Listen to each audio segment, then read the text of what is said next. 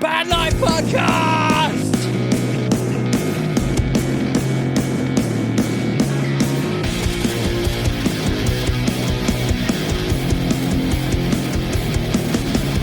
You're listening to the Band Life Podcast, your number one guide on how to run a profitable band. Here are your hosts, Pete Stannard and Adam West, the Wizard of Rock!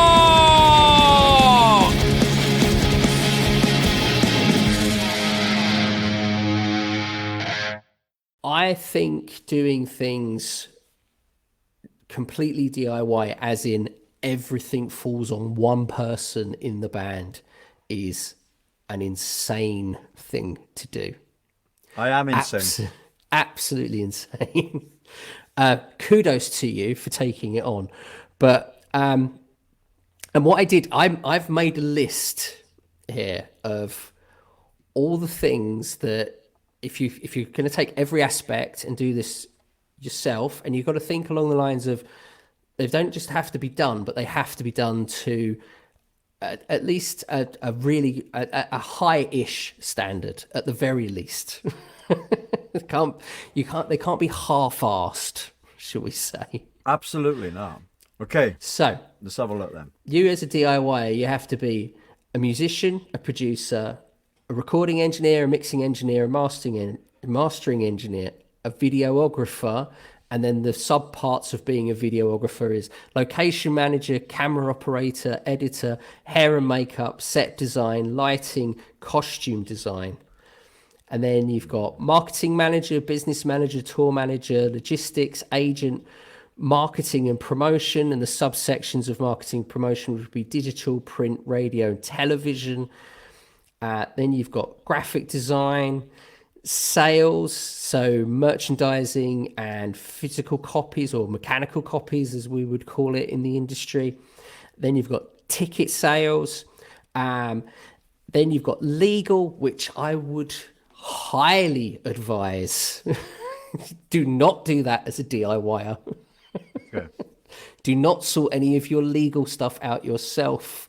And any kind of legal aspects we give on this podcast is not legal advice. Okay. We are not lawyers. Okay. Just make that clear. Okay. We will not accept responsibility for your legal concerns. Okay. And last thing I've got is publishing and licensing. So there's 16 Wow. facets in that list that I think, and that was just a brain dump that I did. I think if I actually sat down and really kind of flushed this out, I would get at least another 10 in there, something like that. So basically, you need team support or other individuals to help. So that's actually an awful lot. See, and this is the thing. I think what most people do, they go, so if you use me as an example, I'll go, yeah, okay, I'll sort that out, I'll sort that, I'll sort that, and I'll sort that. And then it's like, aha, but are you doing this? So moving on then from that, you've got a recording engineer. So obviously from my standpoint, that's obviously the chap in the studio, okay? So that wouldn't be me. Mixing engineer, same again, that'll be Lyndon. Mastering engineering, that'll be Lyndon, so that takes me out of the way.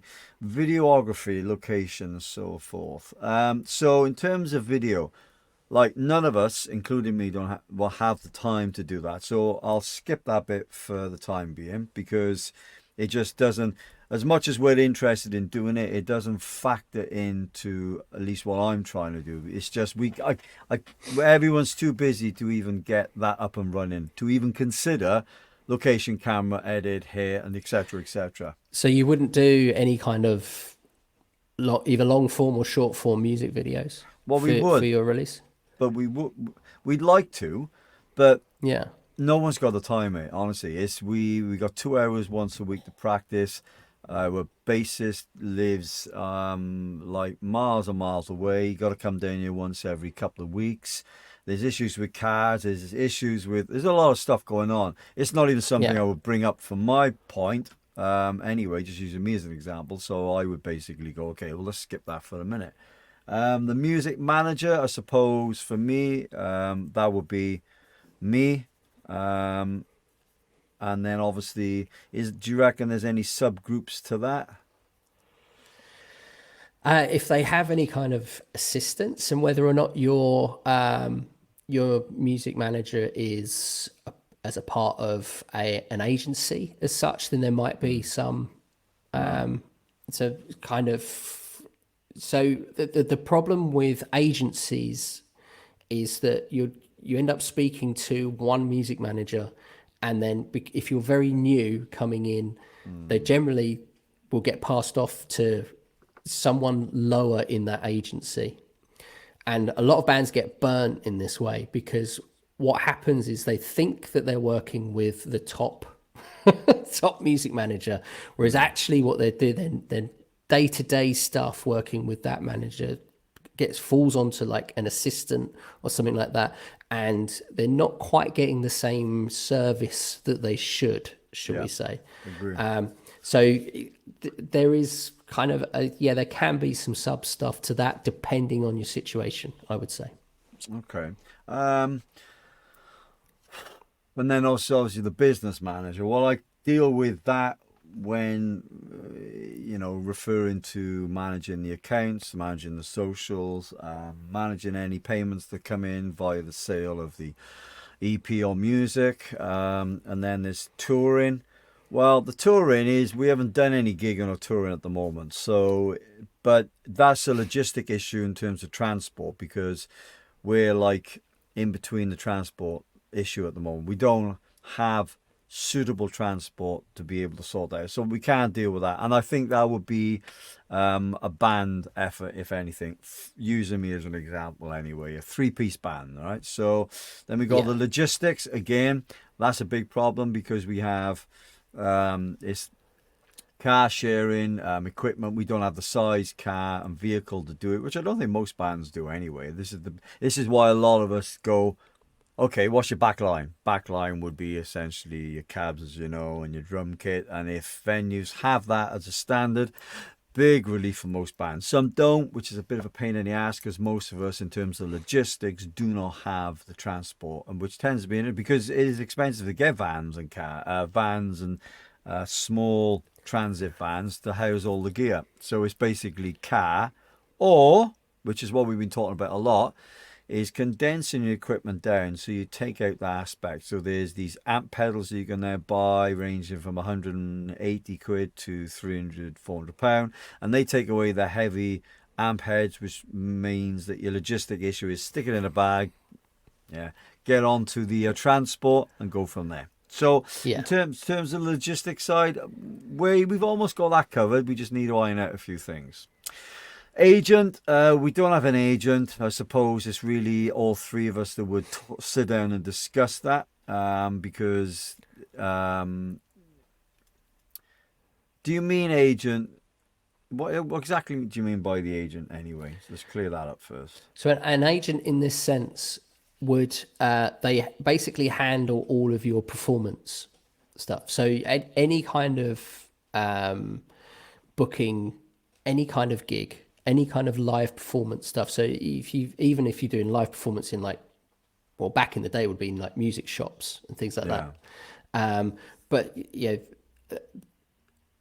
they they work closely with tour managers, and they generally have a network of venues in different territories and things like that. So if you're putting on a say a Mm. European tour, your your tour manager sorts out things like the logistics and all that sort of stuff, and your agent will actually book the gigs themselves and coordinate all of that stuff for you, as in dates and getting you and then yeah, and then your music manager will step in because they will have to sort out things like your any kind of visas, any kind of transport tickets. Mm. So if you're flying anywhere or anything like that, any kind of ferries and stuff like that. Which if we're in the UK, Mm. if you're going outside the UK, you're gonna have to get on a ferry at some point if you're gonna ship all your stuff everywhere. Yeah. and then kind of brings in your business manager as well, because they're the ones that sort out the money to pay for your visas and your tickets and the hire of your tour bus and all of this sort of stuff. So from a tour perspective itself, you have a real network of people just working together to try and put all of this stuff together. And this is one of the things that I'd say that, all these bands that, when I speak to bands that say I'm 100% DIY, I'm like, okay, well, you're nuts. I'm sorry, but you are. Well, Yeah. and I want to talk about that in the defense of the bands that say that. So, yeah, I'm DIY, and the reason why I'm DIY is because I'm a bit of a control freak when it comes to something you've created. So I won't lie about it. And it's only because the amount of people I've tried to invest in this have usually from the beginning just gone, I just want to play. I really don't want to deal with all that crap. This is your thing. Just Yeah. get me gigs and I'll play. And it's like, okay, but in order to do that, we have to do all these things, right? XYZ, yeah. And the main one, obviously, is we have to put in 100% hard work. And sometimes I think they're misconceived to thinking what that actually entails. So the biggest issue I've ever had, and it doesn't apply to all the musicians, okay, but I think some of them are just like, they've been quite frank. Well, I want to play gigs, I want to play live. And so if you're sorting that out, great. If I don't have to, no problem. I was like, okay, fine. Which is why, from my, for me anyway, I've took on that role or these many roles because I've had to in order to push it, because everybody either wants just little to do with it, or I think they're under the impression that it's a lot easier when it's not, and on all those bits and pieces. So when you go from music manager, business manager, tour manager, logistic agent, marketing, promotion, I would say it's pretty much that's me as well. And that's usually because the other guys in the band are just busy with their own lives, which are very full on. And I think I speak for most musicians. Like you said in some of the your short videos you've done on TikTok and Instagram, Yeah. if you can delegate the work to other people, it lightens the workload. Of course, makes life all that much easier. But I think you generally give certain tasks to certain band members because they're good at it. Like you said with your female singer, she does all the socials because either yourself or the rest of the guys are just not good with that stuff. They are, so that's a safe bet. If somebody's better at it than you, well, why wouldn't you give it to them to do? So a lot for me, I've had to learn over the years because we've had certain people in the band that are either too busy or they're not very good with certain things. And I'm like, look, if I want it to succeed, the problem I find is when you hand over the reins to other people, you have to have a lot of trust and faith in those people that they're on board with your idea on what you want to do. Because I think unknowingly, most bands, they've really turned their band and their music into something a little more than just playing. But it's like this setup here. I don't think a lot of them really put it in place. They may be doing half of it, but not realizing, a bit like myself. So I'm looking at the checklist and been talking to you over the last couple of months, and I'm like, okay, well, actually taking quite a bit on there. So the digital, the print, the radio, the television, graphic design, sales, I do all that too. Yeah. Merchandising, mechanical copies, the tickets, don't do the legal. So yeah, it's official. I'm getting a T-shirt done. I'm nuts. I do all that. Yeah, and kudos to you. And I Well, kudos to seriously, anybody. Bad Life Podcast.